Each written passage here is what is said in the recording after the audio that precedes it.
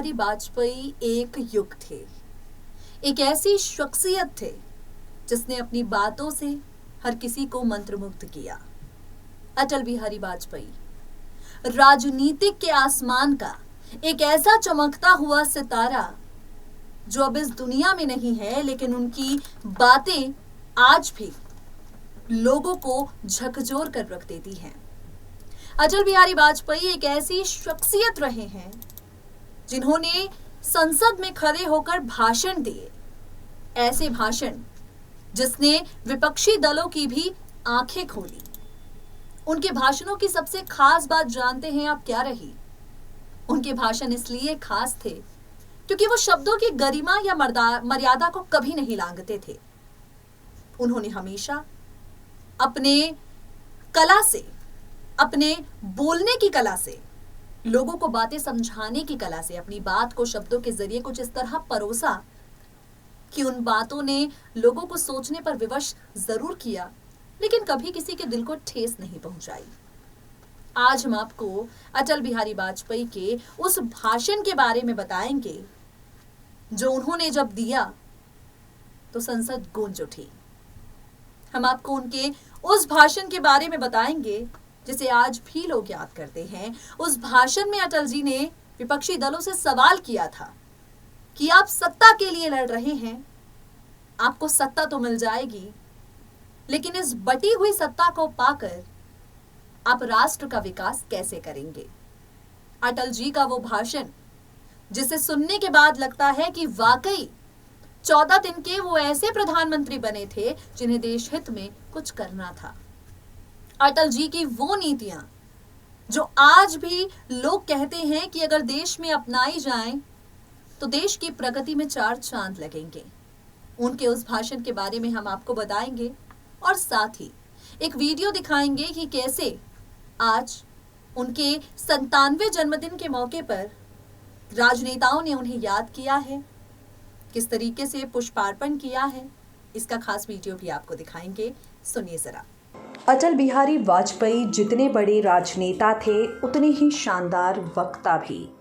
अपनी बातों को सलीके और प्रभावकारी तरीके से कहने की उनके भीतर जो काबिलियत थी उसका हर कोई कायल था।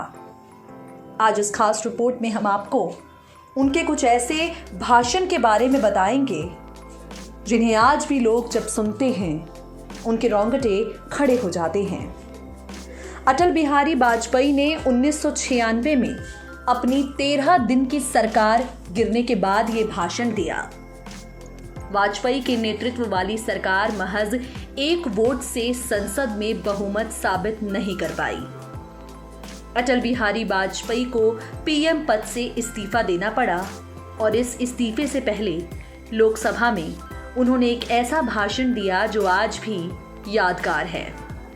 बीजेपी को काऊ बेल्ट की पार्टी बताने वाले राजनीतिक दलों के आरोपों का जवाब देते हुए वाजपेयी ने कहा, हम हरियाणा में जीते, कर्नाटक में समर्थन प्राप्त किया।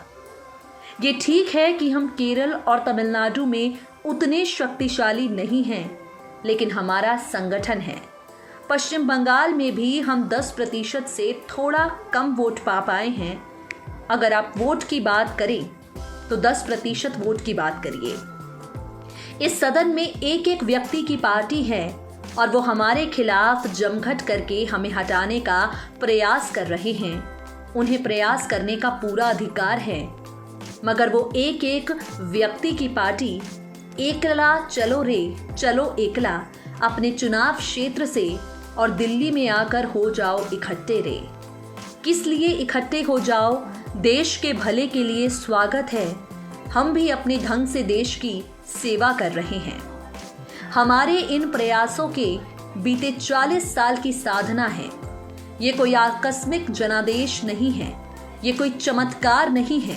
हमने मेहनत की है, हम लोगों में गए हैं, हमने संघर्ष किया है।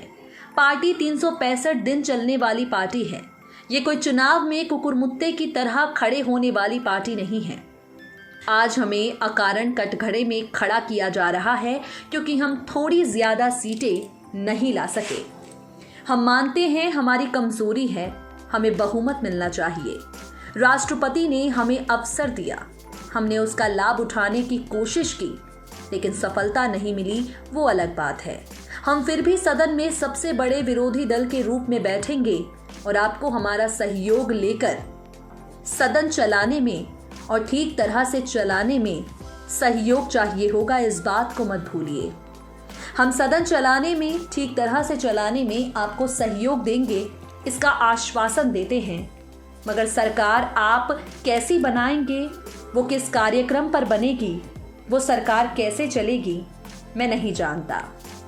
हमारा जनाधार नहीं है, हमें लोगों का व्यापक समर्थन प्राप्त नहीं है। अगर हमें छोड़कर सत्ता बनाना चाहते हैं और आप समझते हैं कि वो सरकार टिकाऊ होगी, मुझे तो उसके टिकने के लक्षण दिखाई नहीं देते। पहले तो उस सरकार का जन्म लेना कठिन है, जन्म लेने के बाद जीवित रहना कठिन है। ये सरकार अंतर्विरोधियों से घिरी हुई देश का कितना लाभ कर सकेगी, ये प्रश्नवाचक चिन्ह है। हर बात के लिए आपको कांग्रेस के पास दौड़ना पड़ेगा और आप उन पर निर्भर हो जाएंगे। अभी तो मैं नहीं जानता, पहले चर्चा हुई थी कि कुछ शर्तें लगाई जा रही हैं, फिर चर्चा हुई कि कोऑर्डिनेटिंग कमेटी बनानी पड़ेगी। फ्लोर पर भी हम कोऑर्डिनेशन करते हैं, उसके बिना तो सदन नहीं चलता। आप सारा देश चलाने की चाह रख रहे हैं, बड़ी अच्छी बात है, हमारी शुभकामनाएं आपके साथ हैं। हम अपने देश की सेवा के आगे कार्य में जुटे रहेंगे। हम संख्या बल के सामने सर झुकाते हैं और आपको विश्वास दिलाते हैं कि जो कार्य हमने अपने हाथ में लिया है, वो जब तक राष्ट्र उद्देश्य पूरा नहीं कर लेंगे, तब तक विश्राम से नहीं बैठेंगे, तब तक आराम से नहीं बैठेंगे। अध्यक्ष महोदय, मैं अपना त्याग पत्र राष्ट्रपति महोदय को देने जा रहा हूं। अटल बिहारी वाजपेयी का ये भाषण आज भी जब लोग सुनते हैं तो सुनकर वाकई उनके रोंगटे खड़े हो जाते हैं। आपको बता दें, आज उनकी 97वीं जयंती है। देश के कई दिग्गज राजनेताओं ने इस मौके पर उन्हें याद किया। अब हम आपको एक एक्सक्लूसिव वीडियो दिखाने जा रहे हैं, जहां पर अटल जी को याद करते हुए कई नेता उन्हें फूल अर्पित करने के लिए पहुंचे। देखिए ये एक्सक्लूसिव वीडियो।